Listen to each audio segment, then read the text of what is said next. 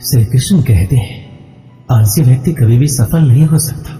जिसे अपने जीवन में ऐसो आराम प्यारा है, उसे मेहनत करना अच्छा नहीं लगता। भला वह व्यक्ति कैसे सफल हो सकता है? इसलिए अगर आप कोई काम करना चाहते हैं तो अभी से आलस्य त्याग दीजिए। किसी भी व्यक्ति के अपने जीवन में सफल न होने का सबसे मुख्य कारण क्या होता है? खुद पर भरोसा न होना। जीवन में वही व्यक्ति सफल होता है जिसे खुद पर भरोसा हो। जिस व्यक्ति को खुद पर भरोसा नहीं है वो कभी सफल नहीं हो सकता। एक बार दानवीर कर्ण ने भगवान श्री कृष्ण को अपनी व्यथा सुनाई और कहा, हे प्रभु, जब मैं पैदा हुआ तब मेरी माँ ने मुझे त्याग दिया। इसमें मेरा क्या अपराध था? द्रोणाचार्य ने मुझे शिक्षा देने से मना कर दिया क्योंकि वो मुझे क्षत्रिय नहीं मानते थे। इसमें भी मेरा क्या अपराध? और द्रौपदी के स्वयंवर में मुझे अपमानित किया गया क्योंकि मैं महाराज परिवार का हिस्सा नहीं। जवाब में श्री कृष्ण ने कहा, हे कर्ण, मेरा जन्म हुआ तब मैं कारागार में था और पैदा होते ही मेरी मृत्यु मेरा प्रतीक्षा कर रही थी। जिस रात मेरा जन्म हुआ उस रात मुझे मेरे माँ बाप से अलग होना पड़ा, जहाँ पहुंचकर मुझे हर वो काम करना पड़ा जो एक गरीब परिवार में करना पड़ता है। गायों का गोबर हाथ से उठाना। जब मैं चल नहीं सकता था तब मुझ पर प्राणघातक हमले किए गए। मुझे मारने की बार बार कोशिश की गई। ना मेरे पास बचपन में शिक्षा थी, ना ही महल था, ना कोई गुरुकुल था, ना कोई विशाल सेना थी, लेकिन तब भी मेरे मामा मुझे उनका सबसे बड़ा शत्रु मानते थे। मेरा भी जीवन कई चुनौतियों से गुजरा है। ये बात इतना महत्वपूर्ण नहीं है कि जीवन में कितनी बार अपमानित होना पड़ रहा है, पर यह महत्वपूर्ण है कि आप उस अपमान का जवाब कैसे दे रहे हैं। आपके पास ज्ञान है जिसका आप इस्तेमाल कर पा रहे हैं और इन सब चुनौतियों को पार करके कैसे आगे बढ़ते हैं। ये बात सबसे अधिक महत्वपूर्ण है। सब कुछ किताबों से ही सीखने को नहीं मिलता, कुछ मतलबी लोगों से भी बहुत कुछ सीखने को मिलता है। गलती उसी से होती है जो मेहनत से काम करता है। निकम्मों की जिंदगी तो दूसरों की बुराई खोजने में खत्म हो जाती है। इज्जत इंसान की नहीं होती, जरूरत की होती है। जरूरत खत्म, इज्जत खत्म। आज के जमाने में सुखी होना है तो स्वार्थी बनना पड़ेगा। ये हम नहीं, इस युग की सत्य हकीकत है जो हमारे जज्बातों की कदर नहीं कर सकते। उनके पीछे पागल होना प्यार नहीं, बेवकूफी है। हवाएं अगर मौसम का रुख बदल सकती है तो दुआएं भी मुसीबत का पल जरूर बदल सकती है। जो दिल में है उसे कहने की हिम्मत रखो, जो दूसरों के दिल में है उसे समझने की समझ रखो। रिश्ते कभी नहीं टूटेंगे। अपनी लगन, धैर्य, हिम्मत और सकारात्मक विचारों के सहारे इंसान अनेक विकट परिस्थितियों में भी सफलतापूर्वक बाहर आ सकता है। यह एक निश्चित बात है कि आप काम खत्म नहीं कर सकते अगर आप काम शुरू ही नहीं करेंगे। तो किसी भी काम का सबसे कठिन हिस्सा काम को शुरू करना होता है। कभी हार मत मान। आज कठिन है, कल बदतर होगा, लेकिन कल के दिन का बाद सुनहरा होगा। अगर इंसान में कुछ करने की इच्छा हो तो दुनिया में कुछ असंभव नहीं है। जहां दूसरों को समझना मुश्किल हो जाए वहां खुद को समझ लेना ही बेहतर है। बदन है मिट्टी की, सांसें सारी उधार है। घमंड भी है तो किस बात का, यहाँ तो हम सब किराएदार हैं। परेशानियां जिंदगी का हिस्सा है। जिसने अपनी परेशानियों पर कदम रखा है वह जीत गया है, और जिसने अपनी परेशानियों को सर पर सवार कर लिया है वो लुट गया है। सही रास्ते पे चलना जरा मुश्किल है, पर उस रास्ते पर आपको कोई गिरा नहीं सकता। गिरते गिरते ही बच्चा चलने लगता है, डूबते डूबते ही इंसान तैरना सीख जाता है। चोट से घबराकर कभी पीछे मत हटना, क्योंकि चोट खाकर ये इंसान संभलने लगता है। असफलताओं पर लाखों ताने आएंगे, परंतु निराश मत होना, क्योंकि ये वही समय है जिसे आप पहचान जाएंगे। माँ के बाद सिर्फ हिम्मत मनुष्य का साथ देती है, जो मनुष्य को कभी हारने नहीं देती। कुदरत ने हम सबको हीरा ही बनाया, बस शर्त यह है जो घिसेगा वही चमकेगा।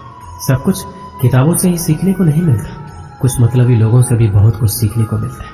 कभी भी किसी जरूरतमंद को अपनी चौखट पर जलील मत कीजिए, क्योंकि ऊपर वाला कटोरा बदलने में देर नहीं करता। आज रास्ता बना लिया है, कल मंजिलें भी जरूर मिलेगी। हौसलों से भरी ये कशिश एक दिन जरूर रंग लाएगी।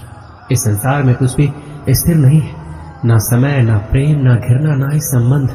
कोई आपको ना समझे तो चिंता मत कर, क्योंकि अच्छे लोग और अच्छी किताबें हर किसी को समझ में नहीं आती। मित्रता कोई स्वार्थ नहीं बल्कि एक विश्वास है, जहाँ सुख में हंसी मजाक से लेकर संकट में साथ देने की जिम्मेदारी होती है। यहाँ झूठे वादे नहीं बल्कि सच्ची कोशिश की जाती है। सच्ची बात बोलने वाला और सही राह पर चलने वाला इंसान हमेशा दुनिया को कड़वा लगता है। प्रशंसा चाहे जितना भी करो, लेकिन अपमान बहुत सोच समझकर करना चाहिए। लगन छोटा सा शब्द है, जिसे लग जाती है उसका जीवन बदल जाता है। जब रिश्ते रुलाने लगे तो उसे नजरअंदाज करना सीखो, जिंदगी बहुत आसान हो जाएगी। दुख आने से पहले ही दुखी होने वाला व्यक्ति आवश्यकता से अधिक दुख भोगता है। असफलताएं जीवन का एक हिस्सा है। अगर आप कभी असफल नहीं होंगे तो आप कभी सीखेंगे ही नहीं, और जब आप सीखेंगे नहीं, परिणाम स्वरूप आप में बदलाव नहीं आएगा और न ही आप कई चीजें सीख पाएंगे। इसलिए जीवन में असफलताएं बहुत महत्वपूर्ण है। वक्त से लड़कर जो नसीब बदल दे, इंसान वही जो तकदीर बदल दे। कल क्या होगा कभी मत सोचो, क्या पता कल खुद अपनी तस्वीर बदल दे। श्री कृष्ण कहते हैं, इंसान के बर्बाद होने के 5 कारण हैं: नींद, गुस्सा, डर, थकान और काम टालने की आदत। सफलता खुशी की चाबी नहीं है, खुशी सफलता की चाबी है। आप जो कर रहे हैं उससे अगर आप प्यार करते हो तो आप जरूर सफल होंगे। दूसरों का भला करने वाले मनुष्य को हमेशा कष्ट का सामना करना पड़ता है, क्योंकि हमेशा फल देने वाले वृक्ष को पत्थरों की मार सहनी पड़ती है। सत्य से कमाया हुआ धन हर प्रकार से सुख देता है, छल कपट से कमाया हुआ धन हमेशा दुख देता है। एक समझदार व्यक्ति वही है जो दूसरों को देखकर उसकी विशेषता को सीखता है, उससे तुलना और ईर्ष्या नहीं करता। एक समय की बात है, एक निर्धन व्यक्ति राजा के महल में माली का काम करता था। उसने राजमहल के बाग में कई प्रकार के फलों के पेड़ लगाए थे। जो फल पक जाते वो तोड़कर राजा के सामने प्रस्तुत कर देता। कई बार खुश होकर राजा उसे इनाम भी देते। एक बार बाग में आम, अंगूर और नारियल के फल हुए। माली टोकरी लेकर बाग में पहुंचा और सोचने लगा कि आज कौन सा फल महाराज के लिए ले जाऊं। कुछ देर सोचने के बाद उसने अंगूर तोड़ लिए और टोकरी में भरकर राजा के पास पहुंचा। उन दिनों राजा कुछ चिंतित था। उसे गुप्तचर द्वारा सूचना मिली थी कि पड़ोसी राज्य का राजा उस पर आक्रमण की तैयारी में। वह इस बारे में गहन सोच विचार में डूबा हुआ था। तभी माली उसके पास पहुंचा और चुपचाप उसके सामने टोकरी रखकर कुछ दूर जाकर बैठ गया। राजा मंथन करते करते टोकरी से अंगूर उठाकर खाने लगा। वह आधा अंगूर खाता और आधा फेंक देता, जो माली के ऊपर गिरता। जैसे ही अंगूर माली को लगता, वो कहता, भगवान तू बड़ा दयालु है। सोच विचार में डूबे राजा का ध्यान इस ओर नहीं था कि वह अंगूर माली के ऊपर फेंक रहा है। एक बार फिर उसने अंगूर माली के ऊपर फेंका और माली ने फिर से कहा, भगवान तू बड़ा दयालु है। इस बार राजा का ध्यान माली की ओर चला गया। अगले वीडियो में उसने आश्चर्य से उसे देखा और पूछा, माली मैं तुम्हें जूठे फल फेंक रहा हूँ और तुम कह रहे हो भगवान तू बड़ा दयालु। इसमें भगवान की दया कैसी? माली ने उत्तर दिया, महाराज आज बाग में 3 तरह के फल थे, आम, अंगूर और नारियल। मैं सोच रहा था आपके लिए कौन सा फल लाऊं। भगवान की दया से मेरी बुद्धि में आया कि आपके लिए अंगूर ले चलो, और मैं अंगूर ले आया। यदि मैं आम और नारियल ले आता तो सोचिए मेरा क्या हाल होता। इसलिए मैं कह रहा हूँ कि भगवान बड़ा दयालु है। राजा माली का उत्तर सोचने लगा कि वह व्यर्थ में चिंतित है।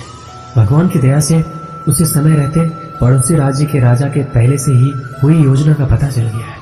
इससे उसे अपने राज्य की रक्षा की तैयारी का पर्याप्त समय मिल गया है। उसने भगवान को धन्यवाद दिया और राज्य की रक्षा की तैयारी में जुट गया। जब युद्ध हुआ तो उसमें उसकी विजय हुई और उसने अपना राज्य बचा लिया। इस कहानी से हमें क्या सीख मिलती है? समय का चक्र ऐसा ही है, कभी अच्छा समय आएगा तो कभी बुरा।